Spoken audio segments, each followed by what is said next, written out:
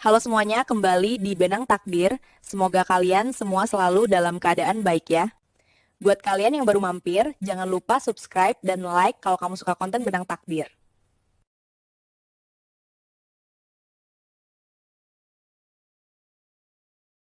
Di dunia yang memuja kesempurnaan fisik, Citra adalah ratunya.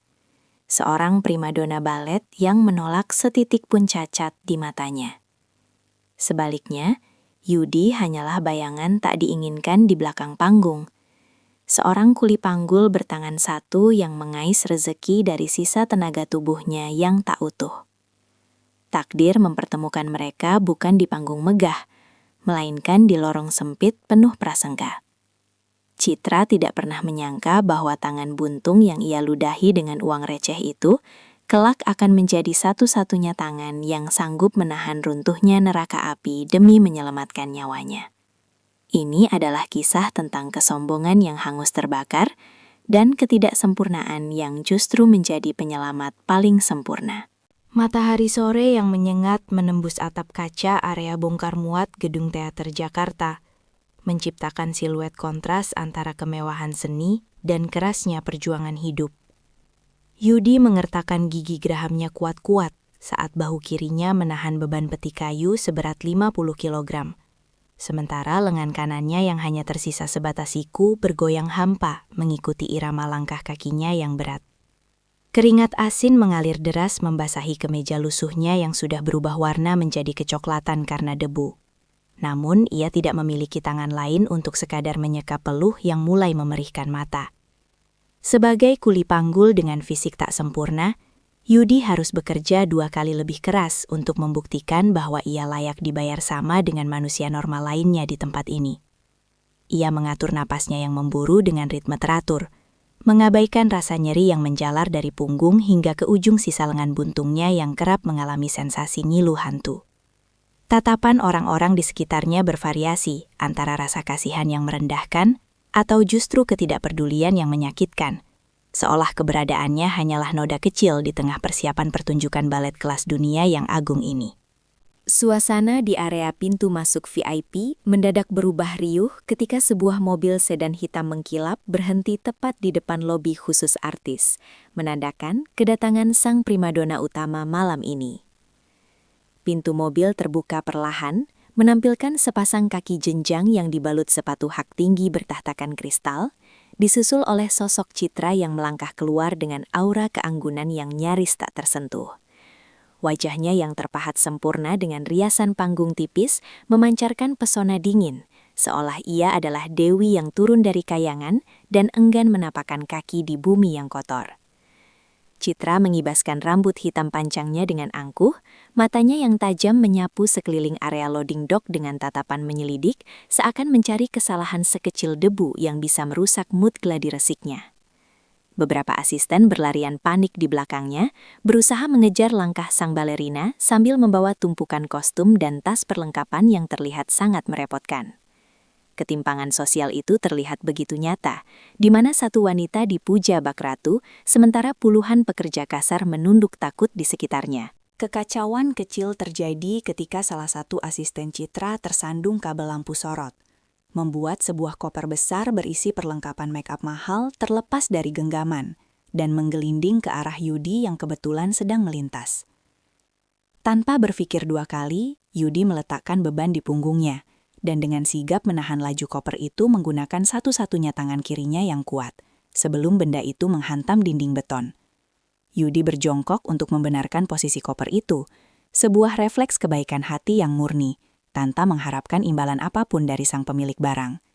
Ia tersenyum ramah ke arah Citra yang kini berdiri kaku di depannya, sebuah senyuman tulus dari seorang pria sederhana yang hanya ingin membantu melancarkan pekerjaan orang lain. Namun, Yudi tidak menyadari bahwa lengan kanannya yang buntung terekspos jelas karena lengan bajunya yang tergulung, menciptakan pemandangan yang dianggap mengganggu bagi mata perfeksionis yang balerina. Reaksi Citra sungguh di luar dugaan. Bukannya mengucapkan terima kasih, ia justru mundur 2 langkah dengan ekspresi wajah yang mendadak pias, seolah baru saja melihat bangkai tikus di hadapannya. Matanya membelalak jijik menatap ujung lengan Yudi yang tidak utuh, Lalu tatapannya beralih ke wajah Yudi dengan sorot penghinaan yang begitu tajam menusuk ulu hati. Citra menutup hidungnya dengan sapu tangan sutra, seakan-akan keberadaan Yudi menyebarkan virus penyakit yang bisa menular hanya melalui udara yang mereka hirup bersama. Gestur tubuhnya yang defensif membuat suasana di sekitar loading dock mendadak hening mencekam. Semua mata kini tertuju pada interaksi timpang antara si cantik yang sombong dan si buruk rupa yang malang. Yudi yang menyadari tatapan jijik itu perlahan menarik tangannya dari koper mewah tersebut. Senyum di wajahnya memudar, digantikan oleh rasa malu yang merayap naik membakar telinganya. "Jangan sentuh barang-barangku dengan tangan cacatmu itu!" bentak Citra dengan suara melengking yang menggema hingga ke lorong-lorong teater, membuat beberapa kru panggung berhenti bekerja dan menoleh kaget.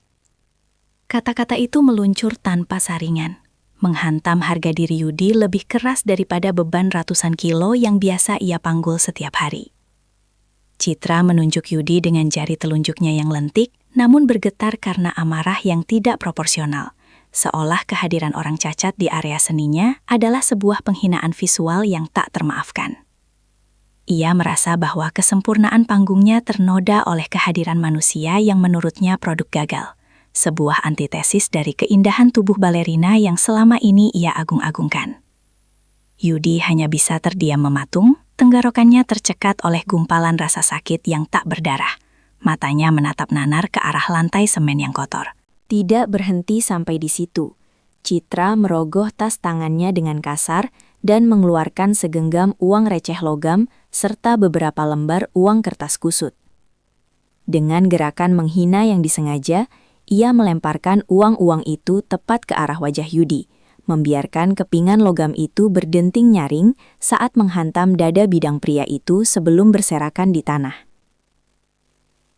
"Nih, ambil uang ini dan pergi jauh-jauh dari pandanganku.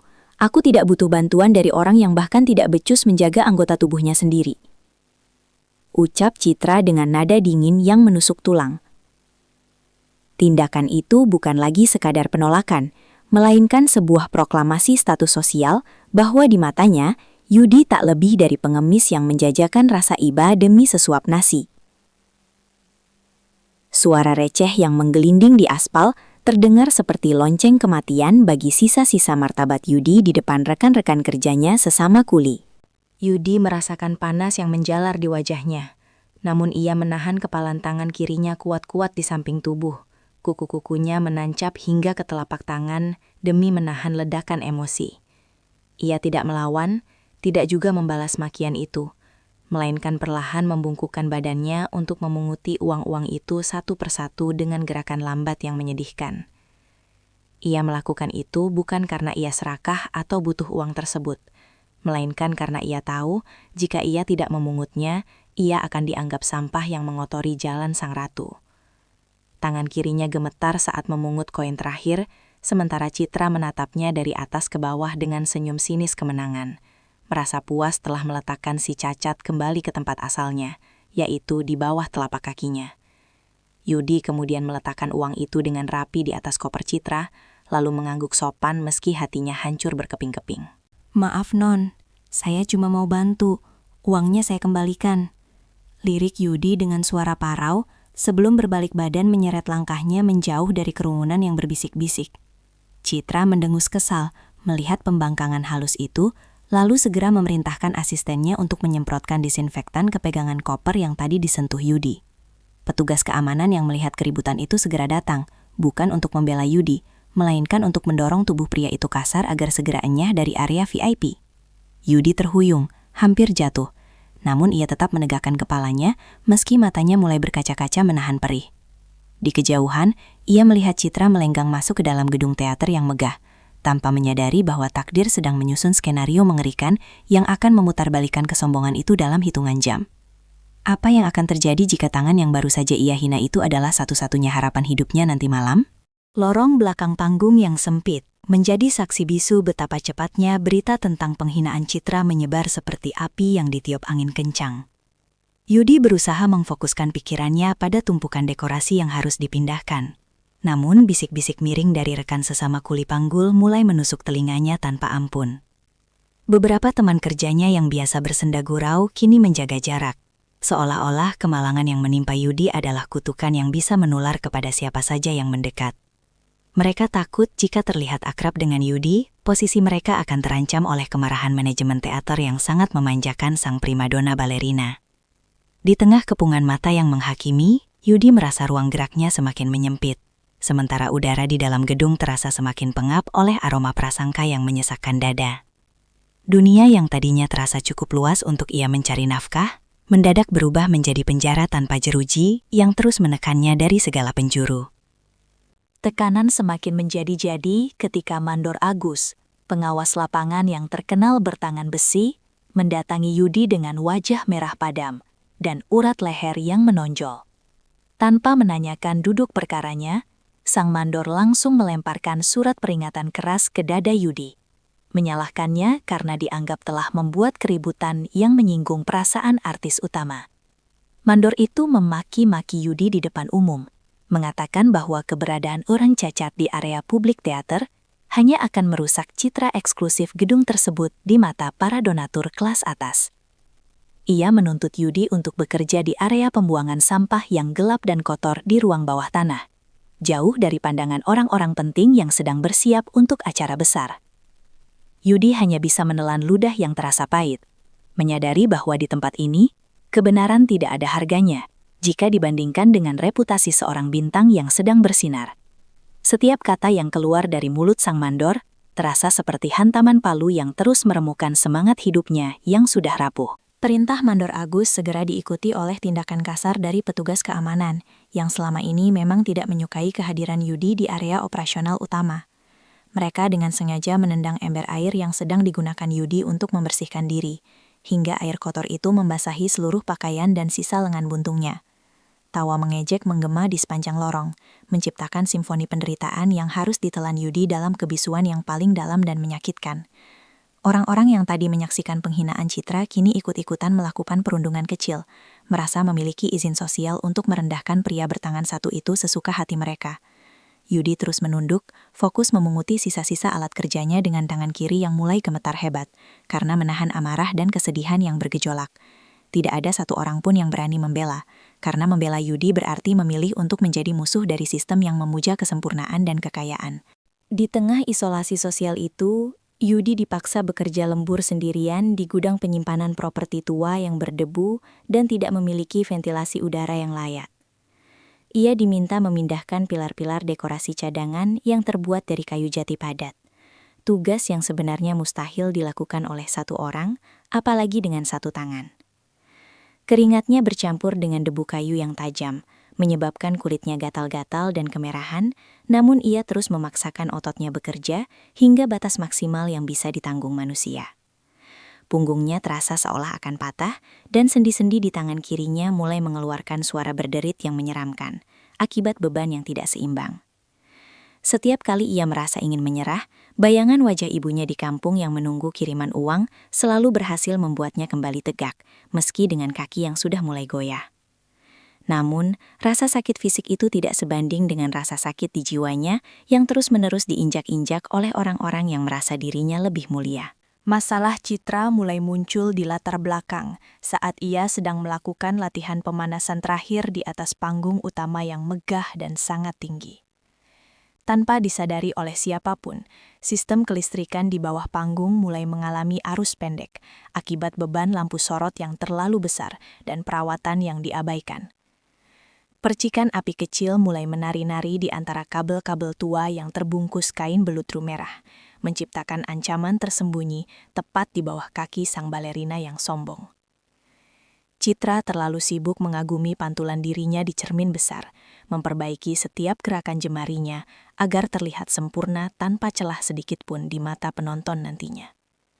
Ego yang tinggi membuatnya buta terhadap tanda-tanda bahaya, bahkan ketika tercium aroma kabel terbakar yang samar-samar mulai memenuhi ruangan panggung utama tersebut.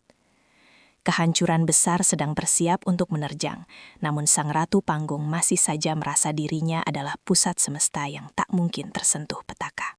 Yudi yang sedang berada di ruang bawah tanah mulai merasakan hawa panas yang tidak wajar, merembat melalui dinding-dinding beton tua gedung teater tersebut. Ia sempat mencoba keluar untuk melaporkan keanehan itu kepada Mandor Agus. Namun ia justru dihardik kembali dan diminta tetap di gudang sampai pekerjaannya selesai sepenuhnya. Pintu besi gudang bahkan dikunci dari luar oleh salah satu kru panggung yang jahil, yang menganggap mengurung si Cacat adalah sebuah lelucon yang sangat menghibur sore itu. Yudi mulai mendengar suara gemeretak kayu yang terbakar dari arah atas, diikuti oleh getaran-getaran kecil yang mengguncang langit-langit gudang yang mulai rapuh. Panik mulai merayap di hatinya, bukan karena takut akan nyawanya sendiri, melainkan karena ia tahu banyak orang di atas sana yang tidak menyadari bahaya yang mengintai. Ia memukul-mukul pintu besi dengan tangan kirinya hingga buku jarinya berdarah, namun suaranya tenggelam oleh bisingnya musik balet yang diputar kencang untuk latihan Citra. Di atas panggung, keadaan mendadak berubah menjadi neraka saat sebuah ledakan kecil dari panel listrik memicu kobaran api besar yang menyambar tirai panggung dalam sekejap mata. Asap hitam pekat mulai membubung tinggi, menutupi pandangan, dan membuat semua orang di dalam gedung berteriak histeris dalam kepanikan yang luar biasa hebatnya. Citra yang berada di tengah panggung terpaku diam. Tubuhnya membeku melihat api yang dengan cepat merambat ke arahnya, menutup semua jalur keluar yang tersedia. Para asisten dan petugas keamanan yang tadinya menjilat di kaki Citra, kini justru menjadi orang pertama yang lari menyelamatkan diri sendiri tanpa memedulikan nasib sang bintang. Dalam sekejap, kesempurnaan dunia Citra runtuh, menyisakan dirinya yang sendirian di tengah kepungan api yang terus menjilat-jilat mencari mangsa baru. Keanggunannya hilang berganti dengan jeritan minta tolong yang pilu, namun suaranya hilang ditelan raungan sirene kebakaran yang mulai terdengar di kejauhan. Puncak kengerian terjadi ketika struktur penyangga dekorasi panggung yang terbuat dari besi dan kayu berat mulai kehilangan kekuatannya akibat panas api yang ekstrem. Sebuah pilar besar penyangga tirai bergoyang hebat sebelum akhirnya ambruk dengan suara dentuman yang menggetarkan seluruh pondasi gedung teater yang sudah tua itu. Citra berusaha lari, namun nasib malang membuatnya tersandung kabel yang melilit kakinya. Tepat sebelum pilar raksasa itu jatuh menimpa bagian bawah tubuhnya dengan telak. Jeritan kesakitan yang membelah langit-langit teater terdengar sangat menyayat hati, menandakan dimulainya tragedi yang akan mengubah hidup sang balerina selamanya. Di bawah sana, Yudi berhasil menjebol celah kecil di pintu gudang. Ia melihat kepulan asap dan langsung menyadari bahwa sang wanita yang menghinanya sedang berada dalam bahaya maut. Akankah Yudi tetap diam menyelamatkan diri sendiri, atau justru kembali ke arah wanita yang telah meludahi harga dirinya itu? Api yang tadinya hanya berupa jilatan kecil, kini telah berubah menjadi raksasa merah yang melahap habis tirai beludru dan panggung kayu yang kering. Citra terkapar tak berdaya di tengah panggung yang mulai runtuh, merasakan panas yang memanggang kulitnya dan rasa sakit yang tak terlukiskan dari kaki yang terjepit pilar dekorasi. Ia mencoba menarik kakinya dengan sekuat tenaga, namun beban ratusan kilogram itu tidak bergeming sedikit pun, seolah-olah bumi sedang berusaha menelan tubuhnya bulat-bulat. Kesempurnaan fisik yang selama ini ia agung-agungkan kini terasa sia-sia, karena bahkan otot-otot baletnya yang kuat tidak mampu menyelamatkannya dari jebakan maut ini. Di sekelilingnya, langit-langit teater mulai menjatuhkan serpihan api yang terlihat seperti hujan meteor yang membawa pesan kematian bagi siapa saja yang terperangkap di bawahnya. Asap hitam pekat mulai memenuhi paru-parunya, membuat setiap embusan napas terasa seperti menghirup duri-duri tajam yang membakar tenggorokannya hingga kering. Dalam kepanikan yang luar biasa, Citra berteriak memanggil nama asisten pribadinya, manajernya, hingga petugas keamanan yang tadi siang begitu setia menjilat kakinya demi rupiah. Namun, lorong-lorong megah itu kini hanya dipenuhi oleh suara gemuruh api dan dentuman material bangunan yang roboh satu persatu menutupi jalan keluar. Orang-orang yang ia anggap selevel dengannya telah lari tunggang langgang, meninggalkan sang primadona sendirian di tengah neraka demi menyelamatkan nyawa mereka sendiri yang lebih berharga. Tidak ada lagi tepuk tangan, tidak ada lagi sanjungan. Yang tersisa hanyalah kesunyian mengerikan yang sesekali dipecahkan oleh suara kayu yang patah karena panas yang ekstrim. Air matanya mulai mengalir, melunturkan riasan wajahnya yang mahal. menciptakan garis hitam yang menyedihkan di pipinya yang memerah karena suhu ruangan yang terus meningkat. Ia menyadari dengan perih bahwa di hadapan maut, status sosial dan kecantikan hanyalah debu yang tidak memiliki kekuatan apapun untuk menolongnya. Di sisi lain gedung, Yudi berhasil merangkak keluar dari celah pintu gudang bawah tanah yang ia jebol dengan sisa tenaganya, hingga bahu kirinya lecet dan berdarah. Alih-alih lari menuju pintu keluar darurat untuk menyelamatkan nyawanya yang sebatang kara, langkah kaki Yudi justru terhenti saat mendengar jeritan melengking yang sangat ia kenali. Hati nuraninya bergejolak hebat antara rasa benci karena dihina dan rasa kemanusiaan yang memang sudah mendarah daging dalam jiwanya yang sederhana. Ia teringat bagaimana wanita itu memandangnya dengan jijik, melempar uang receh seolah-olah ia adalah sampah yang layak diinjak di depan umum. Namun, bayangan wajah Citra yang ketakutan di tengah api membuat kebencian itu perlahan luntur, digantikan oleh dorongan kuat untuk menolong sesama manusia. Yudi mengambil sebuah karung goni basah yang ia temukan di dekat keran air yang bocor, menyampirkannya ke pundak, dan mulai berlari menembus kepulan asap tebal. Lantai panggung utama sudah berubah menjadi labirin api yang membingungkan, dengan visibilitas yang hampir nol karena pekatnya asap yang menutupi pandangan mata.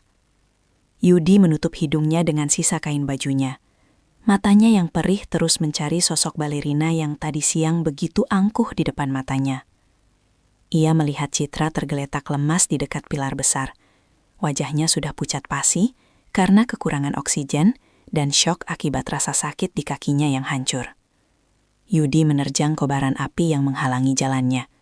Tidak memedulikan rasa panas yang mulai membakar kulit lengannya yang hanya satu itu, demi mencapai posisi sang wanita. Saat matanya bertemu dengan mata Citra, ada kilatan keterkejutan yang mendalam di wajah sang balerina, melihat si kuli buntung justru datang ke arahnya. Wanita itu tampak tidak percaya bahwa orang yang paling ia rendahkan adalah satu-satunya manusia yang berani kembali ke tengah neraka ini untuknya. Citra berusaha bicara, namun suaranya hanya berupa bisikan parau yang hilang ditelan suara runtuhan plafon di atas mereka yang semakin tidak stabil. Ia melihat Yudi mendekat dengan tubuh yang gemetar menahan panas. Wajahnya yang penuh jelaga tampak sangat kontras dengan latar belakang api yang berkobar terang. Rasa malu mulai merayap di hati Citra, mengingat betapa jahatnya ia memperlakukan pria ini beberapa jam yang lalu tanpa alasan yang masuk akal. Gengsinya yang setinggi langit perlahan-lahan retak, digantikan oleh kepasrahan total karena ia tahu hidupnya kini berada sepenuhnya di tangan pria yang ia sebut cacat itu. Waktu terasa berjalan sangat lambat, sementara suhu di sekitar mereka semakin mendekati titik di mana kulit manusia akan mulai melepuh karena paparan panas langsung. Kematian terasa begitu dekat, seolah-olah sedang berdiri tepat di belakang mereka dengan sabit tajam yang siap diayunkan kapan saja. Yudi mencoba mendorong pilar besar itu dengan bahunya.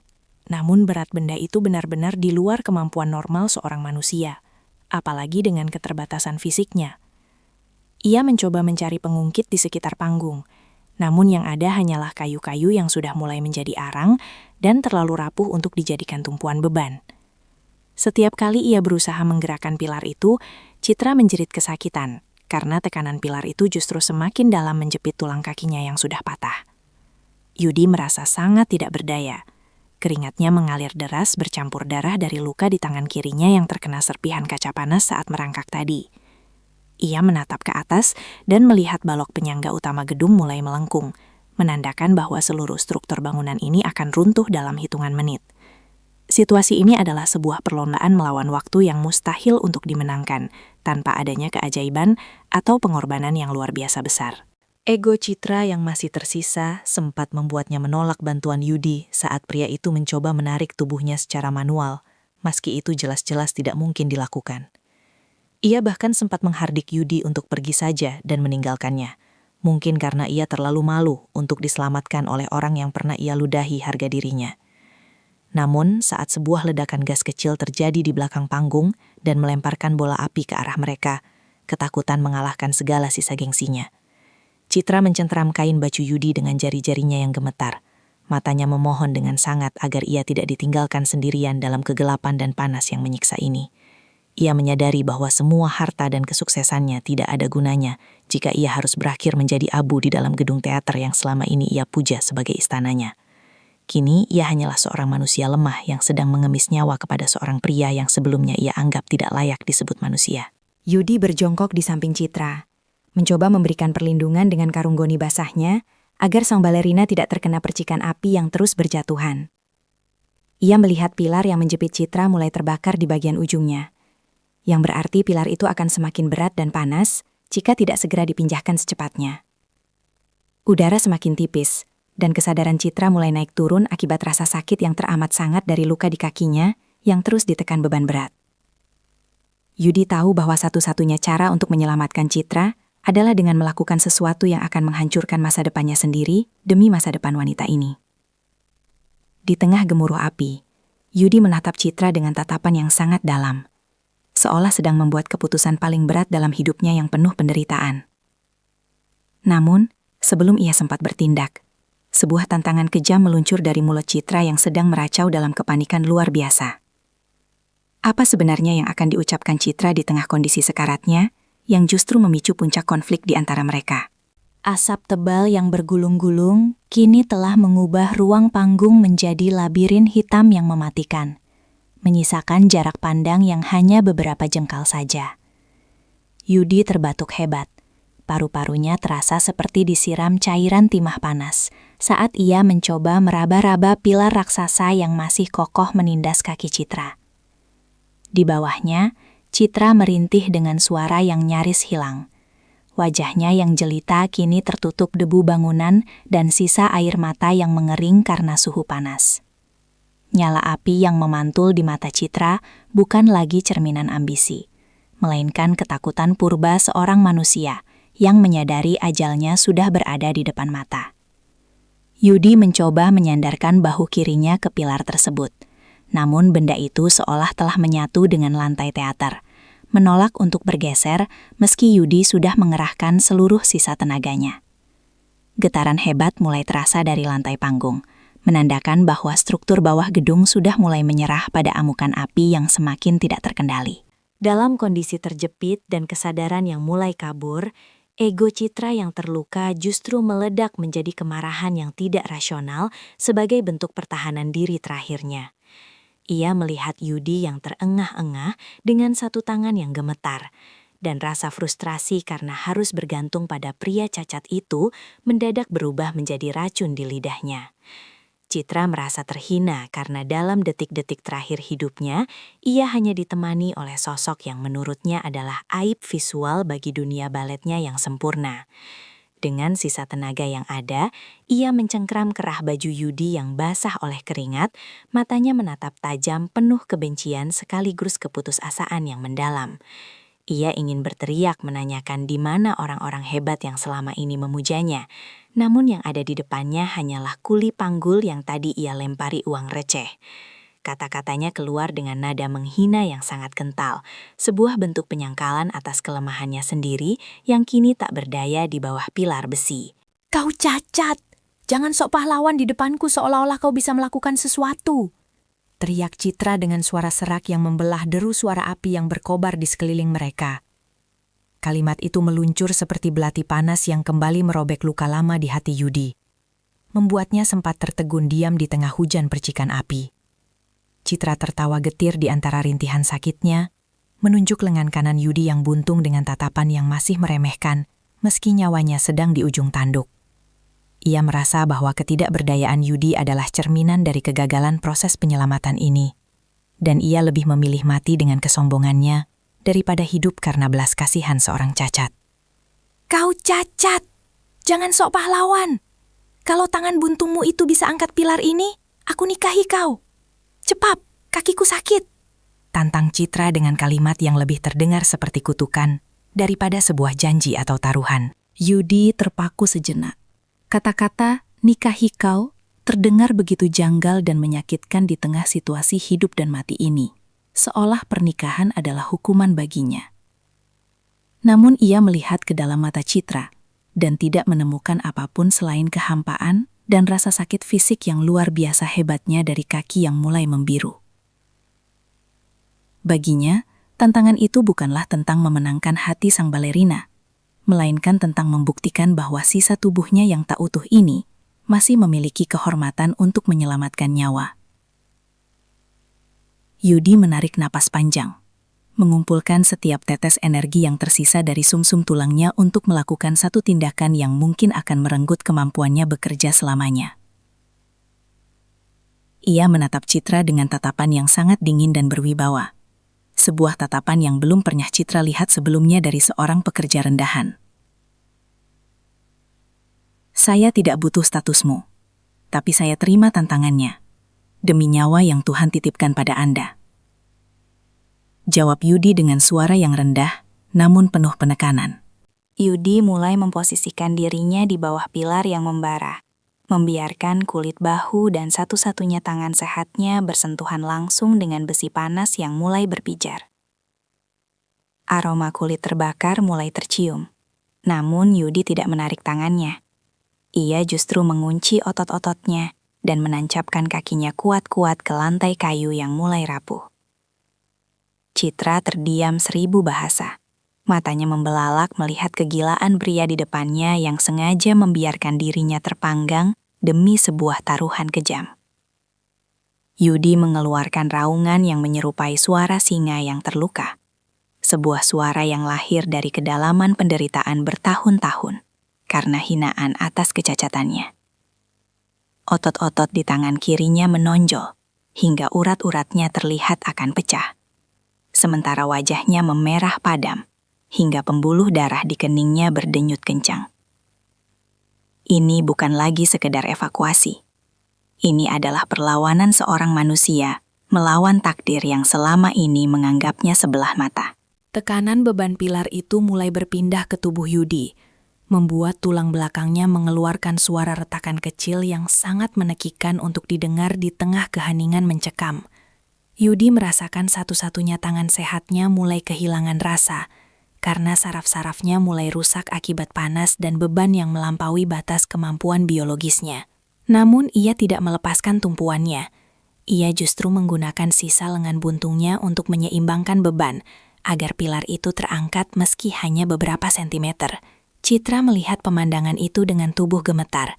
Ia menyaksikan bagaimana tangan yang tadi ia hina sebagai sampah, kini menjadi satu-satunya tiang penyangga hidupnya. Rasa sakit yang dirasakan Yudi pasti berkali-kali lipat dari apa yang ia rasakan. Namun pria itu tidak sedikit pun menunjukkan keinginan untuk mundur. Penyesalan mulai menyeruak di hati Citra, melihat bagaimana seseorang rela menghancurkan sisa hidupnya demi memenuhi tantangan bodoh yang lahir dari kesombongannya. Pilar itu perlahan mulai terangkat, menciptakan celah sempit yang cukup bagi Citra untuk menarik kakinya keluar dari jebakan besi yang mematikan itu. "Cepat keluar, saya tidak bisa menahan ini lebih lama lagi," teriak Yudi dengan sisa tenaga yang ada. Sementara darah mulai mengucur dari sela-sela kukunya karena tekanan yang ekstrim. Citra yang sempat terpaku segera sadar.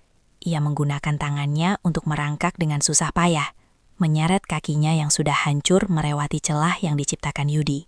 Setiap gerakan Citra menambah beban yang harus ditahan Yudi, membuat bahu pria itu semakin amblas ke bawah dan tangannya mulai patah di bagian sendi. Namun Yudi tetap bertahan seperti patung karang di tengah badai. Matanya terpejam rapat menahan rasa sakit yang mungkin sanggup membunuh pria lain dalam hitungan detik. Ia terus bertahan hingga ia memastikan tubuh Citra sudah sepenuhnya bersih dari jangkauan pilar raksasa yang siap jatuh kembali itu. Saat Citra sudah berhasil menjauh beberapa meter, Yudi akhirnya melepaskan tumpuannya dan membiarkan pilar itu jatuh kembali dengan dentuman yang menggetarkan seluruh panggung. Yudi terjatuh dalam posisi berlutut, satu-satunya tangan sehatnya kini terkulai lemas dengan bentuk yang tidak wajar dan luka bakar tingkat 3 yang mengerikan. Ia terengah-engah di atas lantai yang panas, sementara api mulai mengepung mereka dari segala arah tanpa menyisakan jalan keluar yang jelas. Citra menatap Yudi dengan pandangan yang kosong. Ia melihat seorang pria yang kini benar-benar kehilangan segala fungsi tubuhnya hanya untuk menyelamatkan seorang wanita yang baru saja menghinanya. Di tengah eruntuhan yang mulai jatuh menimpa mereka, Yudi mencoba tersenyum lemah ke arah Citra sebelum kesadarannya mulai menghilang perlahan. Apakah ini adalah akhir dari pengorbanan sang kuli buntun, Ataukah keajaiban masih akan memberi mereka kesempatan untuk memenuhi janji taruhan itu? Gemuruh runtuhnya atap teater menjadi musik pengiring saat Yudi menyeret tubuhnya yang hancur. Menggunakan sisa kekuatan di kakinya untuk mendorong Citra keluar dari pintu darurat tepat sebelum gedung itu meledak dalam bola api raksasa. Citra terlempar ke aspal dingin di luar gedung. Ia terbatuk-batuk menghirup udara malam yang segar, namun matanya segera mencari sosok pria yang baru saja menjadi tameng nyawanya. Di bawah sinar lampu jalan yang temaram, ia melihat Yudi terkapar dengan posisi terlantang. Kedua lengannya kini tidak lagi berfungsi. Yang satu tetap buntung, dan yang satunya lagi hancur menghitam dengan tulang yang menyembul keluar akibat beban pilar tadi. Petugas medis segera berlarian mendekat. Namun Yudi hanya menatap langit malam dengan senyum tipis yang turus. Seolah beban berat di hatinya telah ikut luruh bersama runtuhnya gedung teater tersebut. Citra merangkak mendekat meski kakinya mati rasa. Ia menggenggam sisa kain baju Yudi sambil terisak hebat. Menyadari bahwa kecantikan dan kesempurnaan fisiknya kini tak lagi berarti di hadapan kemuliaan jiwa pria ini. 2 bulan berlalu, dan suasana putih bersih rumah sakit menjadi saksi perubahan besar dalam hidup seorang Citra, yang dulunya pemuja kesempurnaan tanpa celah.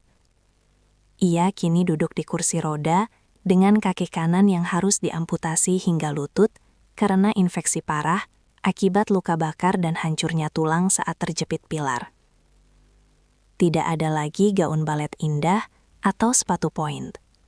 Yang ada hanyalah pakaian pasien sederhana dan kenyataan pahit bahwa kariernya sebagai balerina kelas dunia telah berakhir selamanya. Namun, keajaiban aneh terjadi dalam jiwanya. Rasa pahit karena kehilangan kaki justru tertutupi oleh rasa syukur yang luar biasa karena ia masih diberikan kesempatan untuk bernafas. Setiap kali ia melihat cermin, ia tidak lagi meratapi kakinya yang hilang, melainkan teringat pada tangan pria yang hancur demi melindunginya dari maut. Di ruangan sebelah, Yudi sedang menjalani terapi pemulihan pasca operasi penyambungan saraf yang mustahil. Meski dokter mengatakan, tangannya tidak akan pernah bisa mengangkat beban berat lagi seumur hidup. Hari itu, Citra meminta suster untuk mengantarkannya ke kamar Yudi dengan membawa sebuah kotak beludru kecil yang ia simpan rapat sejak keluar dari ruang ICU. Saat pintu terbuka, ia melihat Yudi sedang berusaha meminum air menggunakan sedotan dengan bantuan perawat. Sosoknya terlihat jauh lebih kurus, namun matanya tetap memancarkan ketenangan yang sama. Yudi menoleh dan mencoba untuk bangkit. Namun Citra segera memberi isyarat agar ia tetap berbaring. Matanya berkaca-kaca menatap kedua lengan Yudi yang kini terbalut perban tebal hingga ke bahu. Keheningan yang canggung sempat menyelimuti ruangan itu. Hanya terdengar suara monitor jantung yang berdetak teratur, seolah menghitung setiap detik penyesalan yang mendalam di hati sang mantan balerina. Citra meraih tangan kiri Yudi yang terbalut kain kasa dengan lembut. Sebuah sentuhan yang dulu ia anggap sebagai penghinaan. Namun kini terasa seperti berkah paling suci dalam hidupnya. Aku datang untuk menagih taruhan itu, Yudi, ucap Citra dengan suara bergetar namun penuh keteguhan, membuat Yudi terbelalak tidak percaya dengan apa yang baru saja ia dengar. Yudi mencoba tersenyum pahit. Ia menggelengkan kepalanya perlahan sambil menatap kedua lengannya yang kini benar-benar lumpuh dan tidak berdaya untuk sekadar membelai rambut seorang wanita. Ia berbisik bahwa Citra tidak perlu merasa berhutang budi sejauh itu, karena ia menyelamatkannya atas dasar kemanusiaan, bukan untuk mengikat Citra dalam pernikahan yang menyedihkan. Yudi merasa bahwa dirinya yang sekarang, dengan 2 tangan yang rusak, hanyalah beban tambahan bagi Citra yang kini juga harus berjuang dengan 1 kaki. Namun, Citra justru menggenggam erat jari-jari Yudi yang kaku, menunjukkan bahwa keputusannya bukan lahir dari rasa iba, melainkan dari rasa cinta yang tumbuh di tengah bara api. Citra membuka kotak beludru itu, memperlihatkan sepasang cincin emas sederhana yang ia beli dengan menjual salah satu perhiasan mahalnya yang tersisa dari masa jayanya. Ia menjelaskan bahwa kini mereka berada di posisi yang sama. 2 manusia yang tidak sempurna menurut standar dunia, namun justru saling melengkapi dalam kekurangan mereka. Dulu aku membenci kecacatan karena aku takut tidak dicintai jika tidak sempurna. Tapi kau menunjukkan bahwa cinta yang paling sempurna justru lahir dari tubuh yang hancur demi orang lain. Isak Citra. Ia meletakkan cincin itu di atas telapak tangan Yudi yang terbungkus perban. Sebuah lamaran yang memutarbalikkan segala norma sosial yang pernah mereka yakini sebelumnya. Yudi tidak bisa lagi menahan air matanya. Ia menyadari bahwa pengorbanannya tidak hanya menyelamatkan nyawa Citra, tapi juga menyelamatkan jiwa wanita itu dari kesombongan yang mematikan. Pernikahan sederhana dilangsungkan di taman rumah sakit beberapa minggu kemudian. Dihadiri hanya oleh segelintir perawat dan beberapa rekan kuli panggul yang dulu sempat menjauhi Yudi.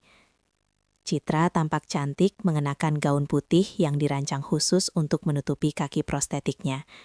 Duduk anggun di kursi roda yang didorong oleh salah satu rekan Yudi.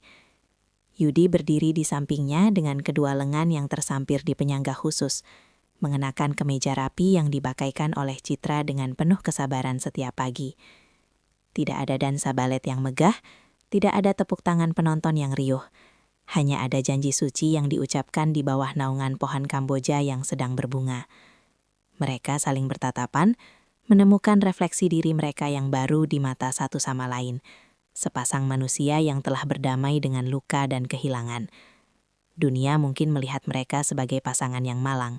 Namun bagi mereka, inilah kebahagiaan paling nyata yang pernah mereka rasakan seumur hidup. Kini, kehidupan mereka berubah menjadi rutinitas penuh cinta di sebuah rumah kecil di pinggiran kota, jauh dari hiruk-pikuk panggung sandiwara yang melelahkan. Citra bekerja sebagai instruktur balet bagi anak-anak berkebutuhan khusus, menggunakan pengalamannya untuk menginspirasi mereka, bahwa keterbatasan fisik bukanlah akhir dari sebuah keindahan. Yudi setia mendampinginya, menjadi tangan bagi Citra saat ia kesulitan bergerak. Sementara Citra menjadi kaki bagi Yudi untuk menjelajahi dunia yang dulu terasa begitu kejam. Setiap pagi, Citra akan membantu Yudi menyuap makanan. Dan setiap sore, Yudi akan menemani Citra berlatih berjalan dengan kaki barunya di halaman belakang rumah. Mereka adalah bukti hidup bahwa kesempurnaan hanyalah ilusi yang fana. Sedangkan ketulusan dalam menerima kekurangan adalah keabadian yang sesungguhnya. Luka bakar di tubuh mereka memang tidak akan pernah hilang. Namun luka itu kini menjadi medali kehormatan atas perjuangan mereka melawan ego masing-masing. Saat senja tiba, mereka sering duduk bersama di beranda, menatap matahari terbenam dengan tangan yang saling bertautan, meski jemari Yudi tidak bisa lagi menggenggam balik dengan kuat. Citra menyandarkan kepalanya di bahu Yudi, merasakan detak jantung pria yang pernah ia beri uang receh, namun kini ia berikan seluruh hidupnya tanpa sisa. Mereka telah kehilangan banyak hal, kaki yang lincah, tangan yang kuat, dan karir yang gemilang. Namun mereka mendapatkan sesuatu yang jauh lebih berharga, yaitu kedamaian jiwa. Di balik setiap cacat yang terlihat oleh mata manusia, tersimpan sebuah cerita tentang kepahlawanan dan pengampunan yang tak akan pernah lekang oleh waktu. Sinetron kehidupan mereka mungkin penuh dengan adegan berdarah dan air mata, namun mereka menutup bab ini dengan senyuman yang paling tulus yang pernah ada. Bukankah cinta memang seharusnya menjadi tempat pulang bagi jiwa-jiwa yang sudah lelah berpura-pura menjadi sempurna di mata dunia?